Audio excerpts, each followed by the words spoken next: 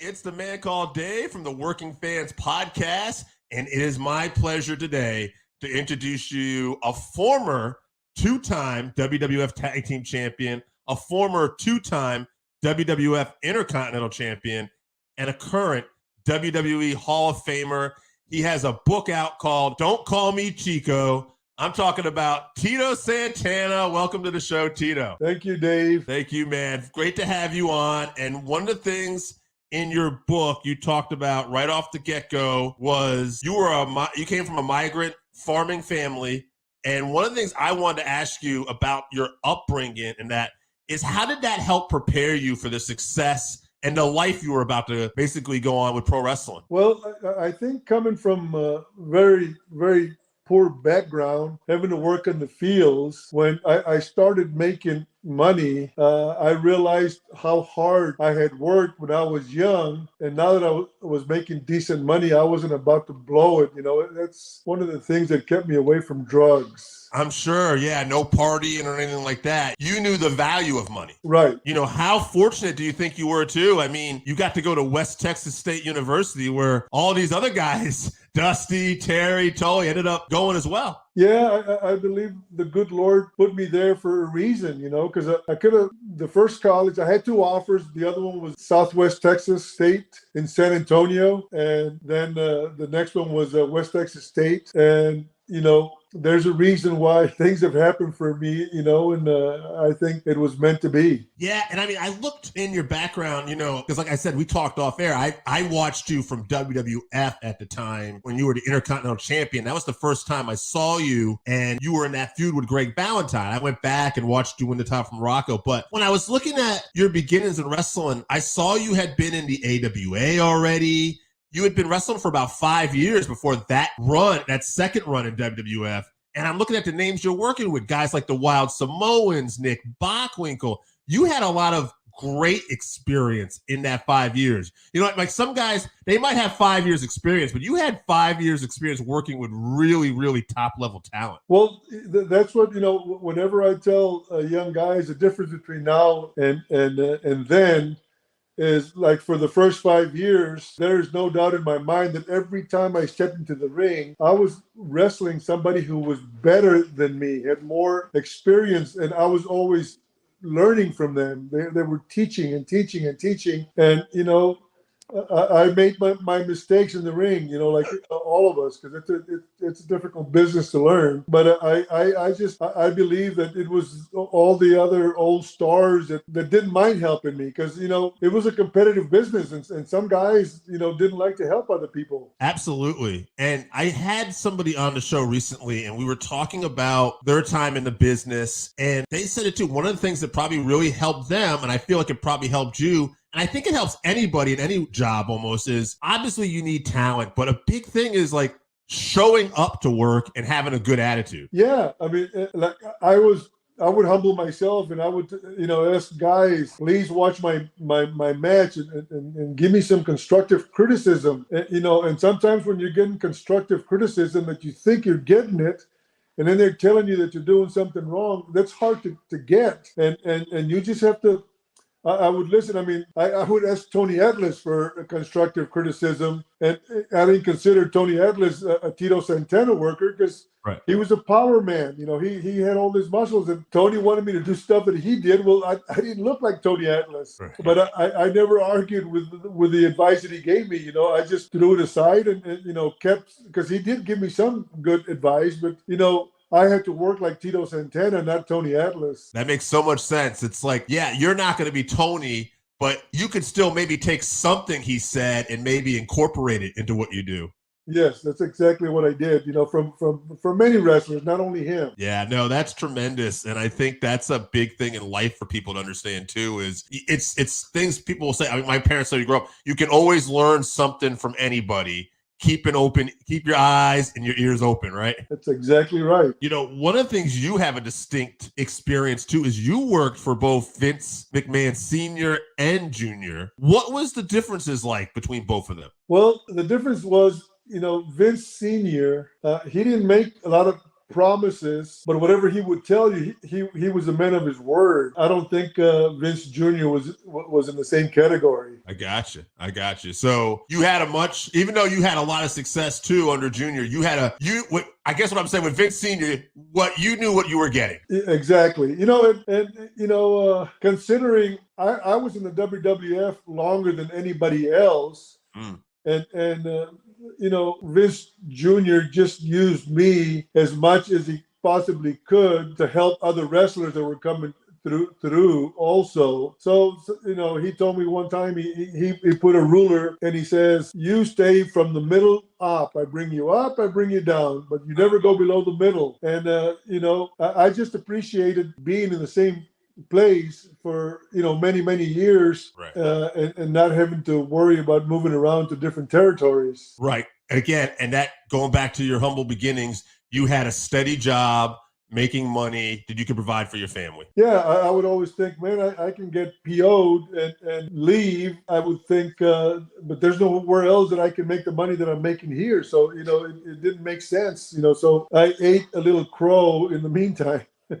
Sure. It's told now that, Vince is not part of the WWF. It's been said now recently, and I'd be curious for your, if you believe this, but it says the environment backstage is a lot more laid back. I would imagine that's probably not too hard to believe, though. Yeah, I mean, it's I wouldn't have any idea what the environment is, back there. I know it's a completely different business. We grew up. We'd come into the dressing room and we'd go and we shake everybody's hand.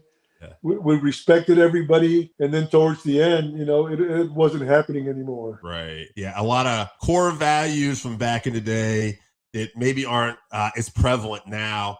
And I guess that just goes like wrestling kind of mirrors society. Back then, society, it was very important, especially if you wanted to involve in any kind of workforce, you show respect to your coworkers. Right. Yeah, that makes sense. You've learned, like we talked about, from some of the biggest names in wrestling. You had distinct honor of working with some of the all-time greats, behind the scenes as well as, in the ring. What is maybe some of the best advice you've received over the years? Well, the best advice came from Chief Jay Strongbow. He says, you need to keep watching matches. He says, whenever you think you stop learning, you're done. He says, every time you step into the ring, you learn something if you have an open mind. And he was exactly right. Every time there's situations that happen in the ring and how you get out of them. And sometimes whatever you tried worked, and whatever sometimes it didn't work. But you have to keep an open mind and know that, it's such a difficult business to learn, to master, that you got to keep an open mind and just keep learning, because once you step into the ring, if you're not knowledgeable enough, your opponent could make you look really bad, and you don't even have a clue what happened to you. So you have to learn also how to take care of yourself.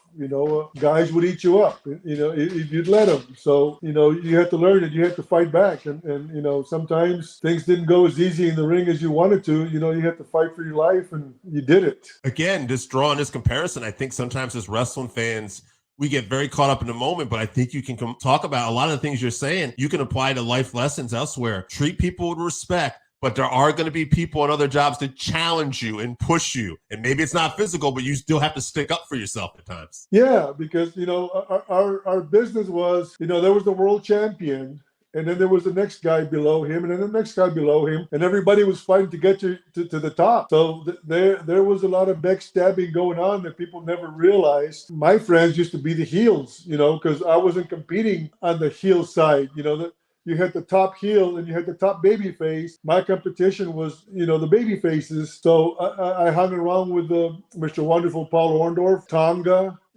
guys that I wouldn't be competing.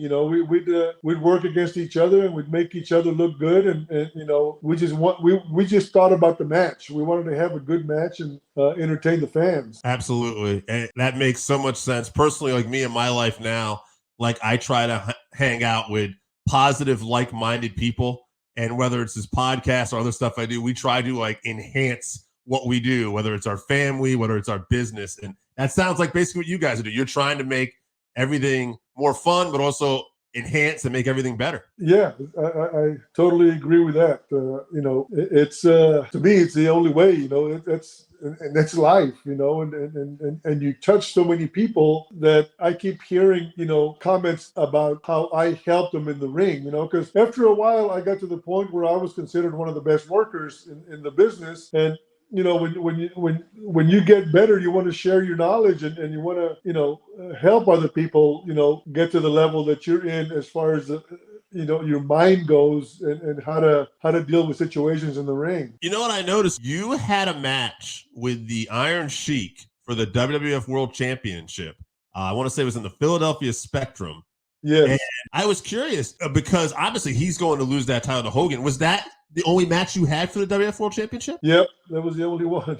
I read about it. I was like, oh man, that would have been a really, as a fan, that would have been a great match. I feel like Sheik would be someone you could have had really good chemistry with. Yeah, I mean, well, if you were maybe just a kid, but back then you could just go down the card. I mean, opening matches, you could be a main eventer pretty much anywhere, So the talent that we got to work with day in and day out was just so good. That is one thing about Vince Jr., I guess, is even though there's been some stuff we don't like, he did in the process, he picked from so many territories that ultimately you just had so many talented people in that company at that time. Yeah. I mean, I was there right from the beginning when the expansion got started, because Vince Sr. was still there before he got sick. And Vince McMahon went and got the best Mexican that he could find. That was me. He went and got the best black, which was JYD. He went and got the best white boy, which was the Hulk. And down the road, he just went and started bringing in the ethnic wrestlers.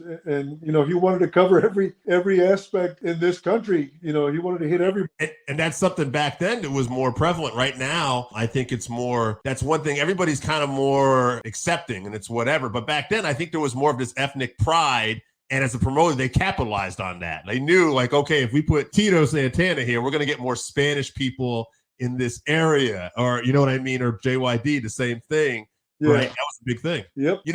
One of the things I'm wondering about, too, you got to teach for many, many years. Did pro wrestling help you with teaching at all? I wouldn't say that pro wrestling. I think my roots of having to go to work to make a buck, at a very young age was probably the best, because I was the same way. I taught for 25 years, and when I retired, I had like 275 unused sick days. I just didn't like, I just didn't feel good about not being there.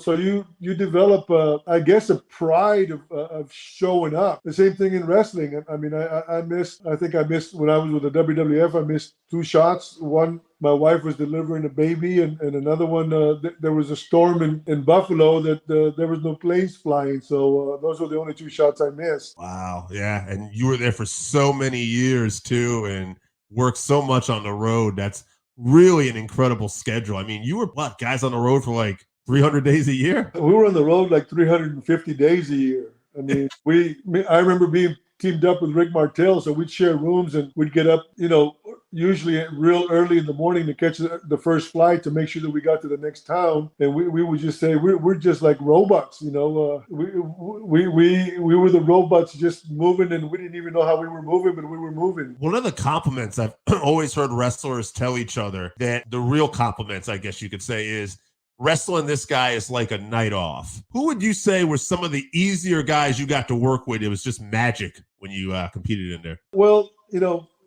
me and Valentine kind of had magic, but we used to beat the crap out of each other. Greg was stiff, so you had to be stiff back, but he didn't mind. But being Rick Martel's partner in Strikeforce was a night off. Wrestling King Tonga was a night off. Wrestling Jake the Snake was a night off.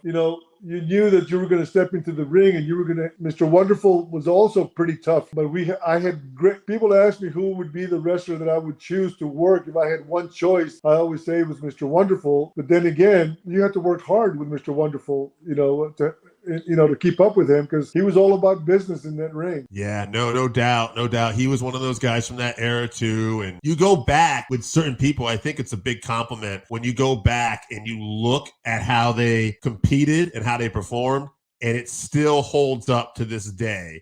It might not be the same thing people are watching, but people were, whoa, like because it felt more real. I guess it felt violent. Yeah, well, psychology. It's like we knew psychology. We knew we controlled the fans. Fans thought they were controlling us, but we control the fans. We're the ones that control the fans to start going, okay, Tito, and they didn't realize that, but it was us who knew. And Mr. Fuji told me this is all about timing. You got to know when to do what to do. Like I remember early on, I was wrestling Mr. Fuji in Wildwood, and he starts telling, he says, listen to the people. And I would say, listen to the people, timing. I can tell you what time it is on my watch, but timing. I don't know what they were talking about. And then one day he says, I'm on the mat selling. He says, okay, he says, raise your arm. So I raised my arm. He says, start shaking it. Shake it harder.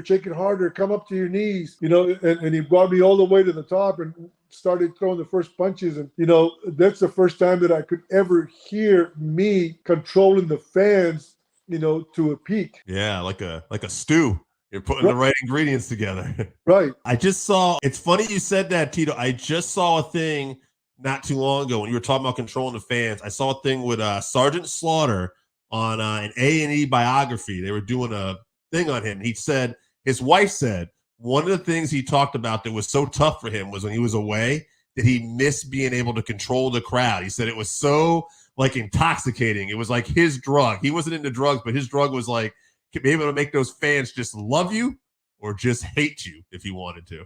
Yeah, and Sergeant Slaughter was one of the best. Slaughter was also another guy from that time period where, like you said, you really did know how to pull out the emotion of the fans. And it wasn't just, you can look around at WWF at the time, but Bill Watts' Mid-South was another area I thought that really you saw a lot of that too. He would do those physical, violent kind of angles, and there was a lot of emotion. Yeah. So you talked about guys that could really, that you made money with and they worked well, but they were physical. You were going to have to work. I talk about Greg Valentine, Mr. Wonderful. One name I want to throw out to you, I feel like I'm sure you've worked with a little bit, but was Bret Hart. Did you guys have any matches together? Yeah, we had very similar styles. Bret Hart, Bret Hart, let's face it, he was one of the best workers in the business. He considers himself the best. There's a lot of us who consider ourselves the best. The only reason we were the best was because Vince McMahon made us winners, the fans liked the winners, so many of us were in equal terms that we were just, all of us knew. I mean, who was better than Piper? Who was better than Jake the Snake Roberts? Who was better than Andre the Giant, for a big man to have ring psychology? Who was better than Hulk Hogan at drawing the fans? We all had our own little niche, and we were all good. I wouldn't want to say that one guy was better than the other guy or that I was better than the other guy. I just knew that once you get to a level like, when you're thinking an education, you get your degree, then you get your master's, then you get your doctors. There was quite a few guys up there on the doctors category back then. Yeah, no, that's true. And almost like we said in the beginning, right? There was just so many talented people that you're working with people better than you all the time. Iron sharpens iron. You're just going to get better.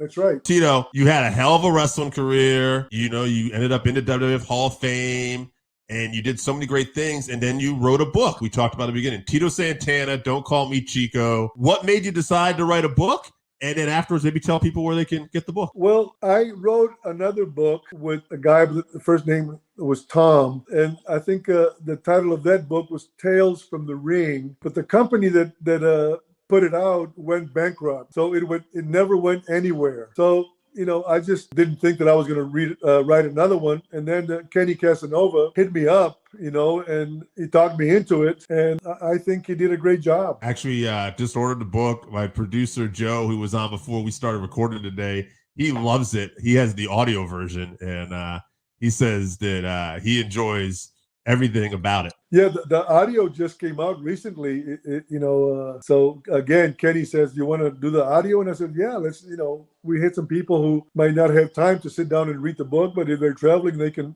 listen to it. One of the side jobs I do out is I deliver bread for a living, and I drive a truck. And so I'm getting the audio version because I can listen to it while I drive. So where can people get this book? Of course, they can get it at Amazon, but I don't really have much to do with Amazon. But they can, I have some books here. They can contact me through Facebook or whatever means, they can reach me and let me know if they want to order it. I usually, if they live in the States, I usually, for $35, I ship the book and I pay for postage. Same thing with T-shirts or same thing with 8x10s. I try to give a good deal and they can order directly from me. That's awesome. That's awesome. And your Facebook name is on the bottom here for people who are checking this out. We will, when we release this interview, promote that as well. It's your name, Mercedes Solis, and you can get a book from Tito directly. And Tito, I also understand that your son has a book. Yeah, my son wrote a sci-fi book. It's called Deficient. And boy, he's done a lot of good publicizing. He's really working hard to get the word out. Of course, he's not as well known as myself, so it hasn't become easy. I don't think you're going to get rich when you write books, but if you hit the right person, if you get to know the right person that takes interest in your book, you could end up doing pretty good. Absolutely. And sometimes too, as I'm sure you know too, sometimes you can be doing one thing and you're enjoying it and it leads to something else too. Yeah, exactly right. Yeah.